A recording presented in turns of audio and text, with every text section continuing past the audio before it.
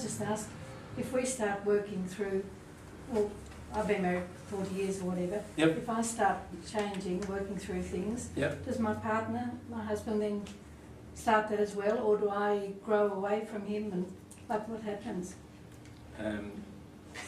What do you reckon might happen? I don't know, but I'd be unhappy if we weren't together.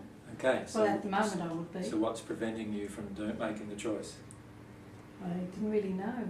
It's a fear, isn't it? Yeah. It's a fear that if you do this, that somehow you'll be led apart from each other.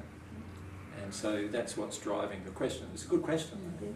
But I understand that what's driving the question is this emotional fear that if I actually go ahead and do this emotional work that AJ is suggesting to me, what's going to happen at the end is I'll be drawn apart from my partner, and I'll be in what will I feel then? I'll feel, allow yourself to feel what that would be. Yeah. The truth is, though, that your soulmate will be attracted to you as you do with all of your emotional injuries, and your current partner will also be attracted to you, ironically, because you're a better person, aren't you? But that doesn't mean they'll deal with their stuff, because their stuff is about their free will, isn't it? Yes. They have free will just like you do. They have the choice to make just like you have. And they might make the choice not to deal with their stuff for all sorts of reasons. You know, the mates at work might laugh at them, so they're not going to deal with it. You know, it might be just simple things like that that cause them not to deal with their stuff. The key is, how much do you want your relationship with God, and how much do you want bliss? Now, at some point in your life, now or in the future, you know, you will need to make that choice of how much you want it. You want it more than anything else. You will get to that point. Whether you make that choice now or 100 years' time after you've passed, either way you'll make it sooner or later. Right? Now, my feelings are, what's the point in being, like, let's say I've been in a relationship 40 years, and that relationship, I still have not learned my lessons. I'm still not working through my emotions about all these responses that I have. What's the point of this relationship that I've attracted, if not for that? I need to at least do that. Right? When I do that, what will happen is I will soon know whether that relationship is the soulmate relationship I think it is, or whether it's not. And if he is my soulmate, then he'll start working through things, didn't you say? He will feel drawn into doing it, yeah. What Mary said she's felt is that she sort of felt in a lot of ways like she was being drawn into it without her being willing. And so she went through quite a lot of feelings of anger about that, like feeling almost like she didn't have a free will of her own. Right? But she, for some reason, felt drawn. And once she came to the terms with the fact that she just needed to feel her own emotions completely and consistently, then she felt much more relaxed with that prospect. So yeah, he will feel drawn into dealing with his own emotions, probably whether he's your soulmate or not, but you will recognise it in time, whether he is or not. But why have a relationship with somebody, even if it's been 40 years, that in the end you're not dealing with something with? Like, all you're doing is creating a fictitious relationship then, aren't you? Really? Now, no, that's confronting, because a lot of times we've absorbed 40 years of our life, and we've invested, is the way we see it, 40 years of our life. But honestly, 40 years in your life is nothing. Like, But the majority of people that you would, majority of partners that I would speak to have issues. Yep. And they still stay together. Yep. They're happy together. No, they're not. They are happy together. No, they're and not. they work through their stuff together. And they have a really good relationship. And so they come to the end of their lives, or one of those people come to the end of their lives. And so that's finished then. And I'm thinking, why disrupt that relationship to work through issues that you're sort of slowly working through anyway? Just a quick survey. How many of you are 100% happy with your relationships? I didn't say that they were 100% happy. I said that they're happy with their Nice. relationship. The question I asked was how many of you are 100% happy in your relationships? 96.5. 96 words. Let's be honest. So being unhappy sometimes, is that still happy? Well, this is the thing. How do you gauge happiness? Yeah. Right, for a start. So let's talk about happiness. Now, your question is driven by a fear. Yes. What's the fear? Say that again. Your question is driven by a fear within you. What's the fear? I don't have a fear. No, I'm sorry, but you are lying to yourself. I'm not lying to myself. I do not have a fear. What's the fear? I don't have a fear. So why ask the question? Why would you be concerned about what's happening with these people? In the question. Yeah, but why are you concerned about what's happening with these people? Your question was No, not surrounding a what? concern. Not a concern. Just an interest. You're not concerned, you reckon? No. What do you all feel? Is she concerned? No. What do you feel? See, no, just hang a second. All of us need to be honest about what we're feeling from each other as well. What are you feeling? Do you feel there's a concern? What do you feel the concern is? Curiosity.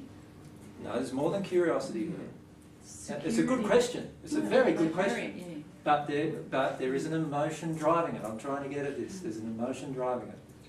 Well, the question in the end was, she was saying, why disrupt something that people are on the surface happy to tolerate or get No, on? I didn't say that. I said that people are working through issues through that relationship that they have. So why disrupt things? You So said? why? Yes, Yeah. yes. So slowly, and it may not be a fabulous relationship, but people slowly are willing to do But little this bits.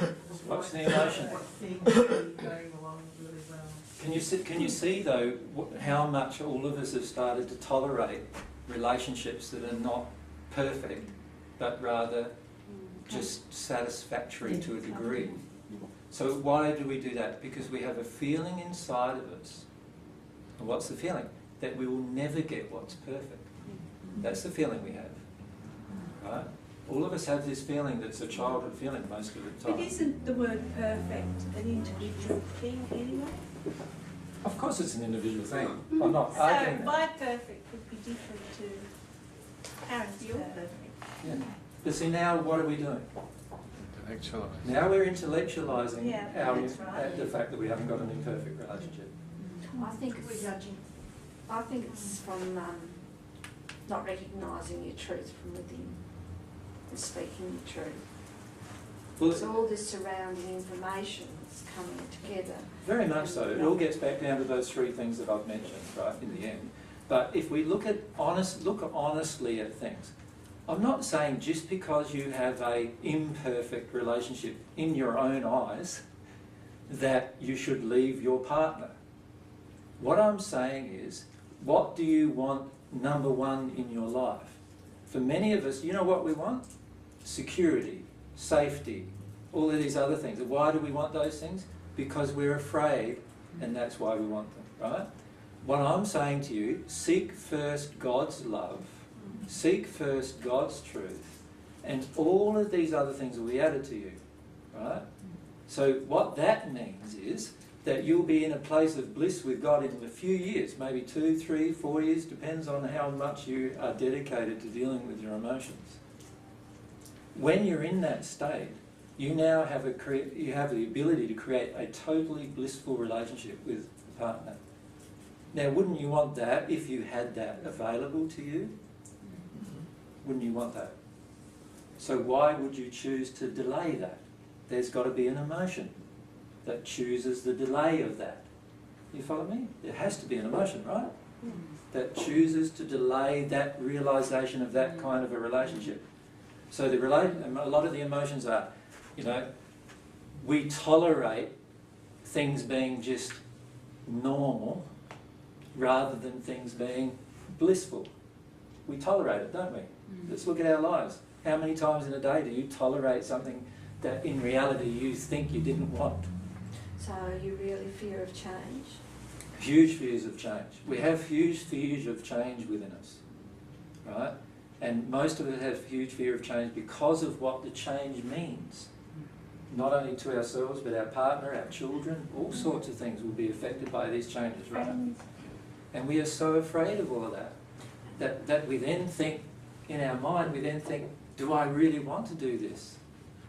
Right? And my suggestion is to think a bit differently. My suggestion is to go down the track of thinking it this way. You have the potential of being in bliss with God within, a few years of your life. Right? When you are in that state, you then have the potential to actually create a totally blissful relationship with another person. Right?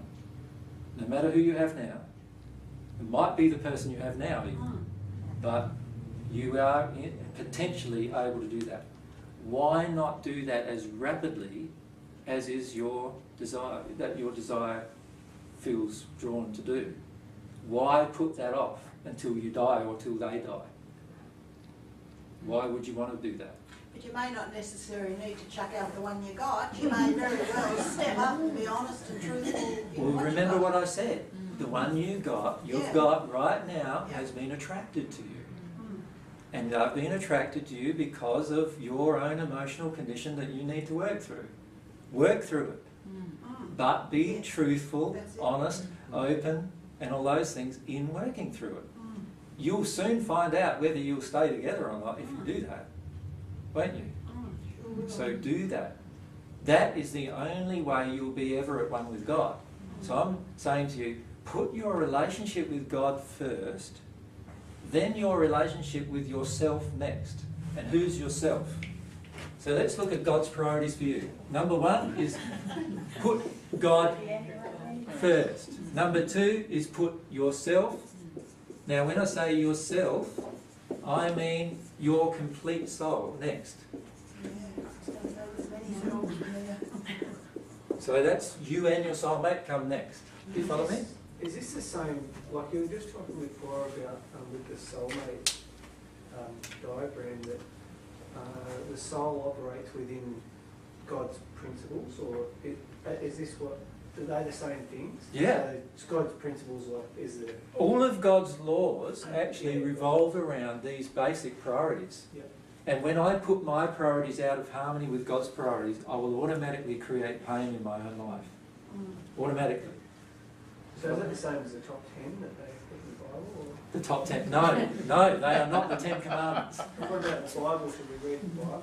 No, why? Okay, that's all. You don't have to read the Bible. Yes. The Bible didn't exist when I was there. Did I read the Bible? No, like the whole... I read the Old Testament, but the whole of the New Testament didn't even exist. It was written by man. Well, the whole lot was written by man. And honestly, why would it be all of a sudden important for you to read the whole New Testament before you can become at one with God, when it never was even available when I became at one with God? Honestly. Does that make sense though? Doesn't it? Yeah. Okay. Isn't it funny, isn't it, how a lot of things really make sense when you break it down to the brass roots, and then you wonder, what in the hell is everyone saying about the Bible, and you've got to read it every day. Do you know what I mean? Now there are a lot of things that are really good in the Bible. I love a lot of the things in the Bible myself, right? But that you don't have to become at one with God by reading the Bible. You become at one with God by doing the three things that we just talked about earlier. Is that the same as reading other spiritual texts? Exactly the same. Yeah. Anything that connects you with God, read. Like, honestly, if an R-rated movie connects you with God, then go and see it. You understand? How will it connect with God? It might trigger some emotion, right? It might be an R-rated movie with violence in it that triggers some fear inside of you, and you have a big cry and release a heap of fear, and you feel closer to God, right? Yeah. So I'm not saying don't do anything, really. Do what your soul needs to grow. Yeah. Don't judge it, do it, what the soul needs to grow. Remember, every time you act in disharmony with love, you will feel it in your heart. You will. If you open your heart emotionally, you will feel the penalty hit you. Right? So I'm not saying that you're going to get away with doing everything you choose to do. I am saying, do whatever leads you closer to God. That makes sense? Yeah. So, God, if you put God first, and then you put your soul, your complete soul, next, and then you put your relationship with others, including your children, next. How many of you are putting your children first at the moment? No. A lot of people do that, right? Because there's a belief that we've got to do that. I had my whole priority list totally screwed up, right? Totally screwed up. You know why? Because the yourself part was down on 999 myself, right? It was down there. It is with a lot of people. Yeah, and how many times do we do that? Right? Put ourselves right at the end of the list. So, if you get your priorities right the way God created your priorities to be, what will happen is you will connect to God very rapidly and you'll trigger lots of your own emotions in the process. You know, if you've been putting yourself at 999 and now you put yourself as second to the relationship with God, you know what's going to happen to everyone around you who are used to you being at 1999? You know, they're going to be quite challenged, aren't they? They're going to be quite upset with you. They're going to trigger some emotions in you. Right? And if you own them, you'll work through a lot of things just by changing your priorities.